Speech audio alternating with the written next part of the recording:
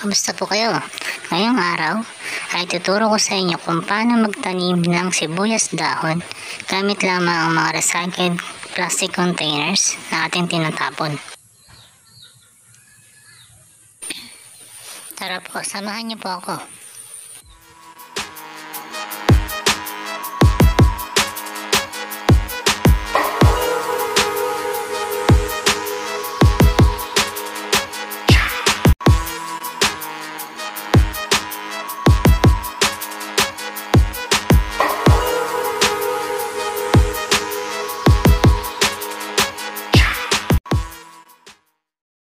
Ito po yung daong sibuyas na nabili natin sa halagang 10 piso. Ito po yung gagamitin sa pagtatanim. So mas malasa po ito kumpara sa pulang sibuyas.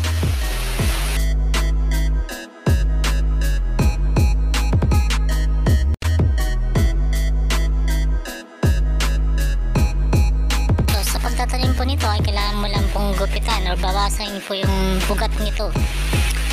Para sa ganun is may tutubo pong mga panibagong ugat na mas matibay na magbibigay po sa atin ng magandang tubo. So makikita nyo rin po na inanda ko na rin po yung mga plastic bottles ng soft drinks. So na 1.5 liter po yan, hinati lang sa gitna at binutasan po para makadalo yung tubig.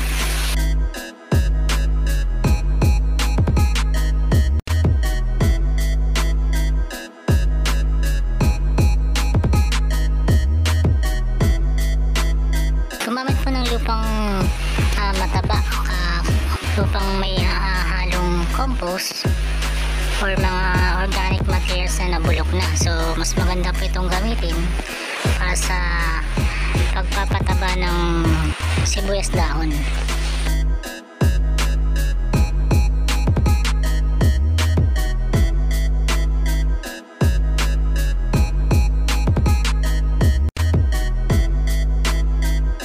Kasi pong magtanim nito, nakaugalian ko na magtanim nito pag may natira doon sa binili ko na panghalo sa kaniluto. So lahat ng natirang daon sibuyas ay tinatanim ko para at least tumubuli at madagdagan po yung ating mga tanim.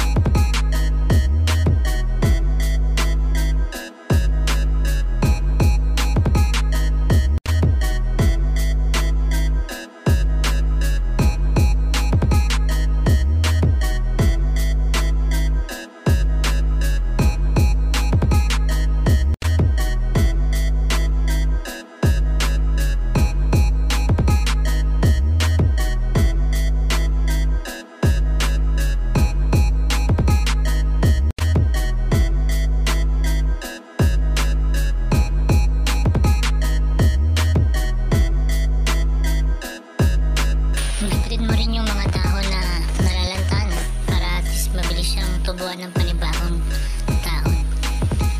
Sisigig mo maigi yung lupa para tumapit yung ugat. Kahit maulan na, hindi siya mawala sa kanyang pwesto.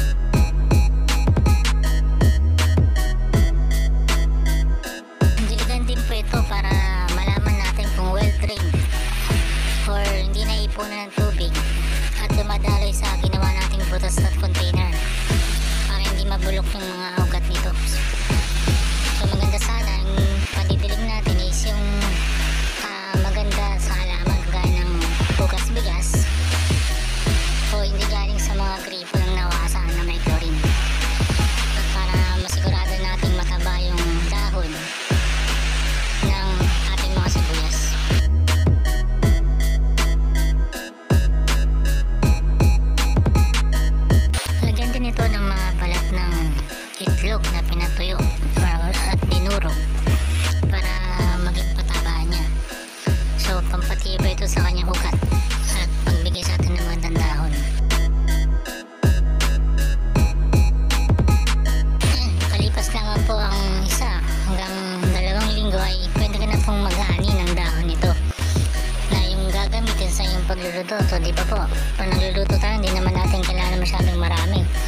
subok ko na po ito na mas malasa sa mga sabaw kumpara yung sibuyas na pula na bilog.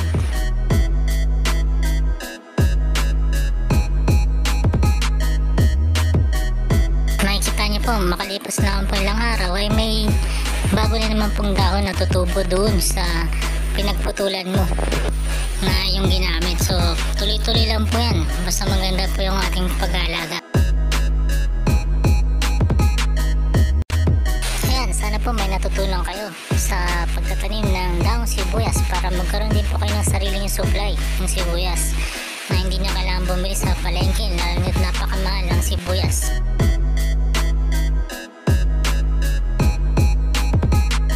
Salamat po sa panonood. Please subscribe. Marami pong salamat ulit at see you next time.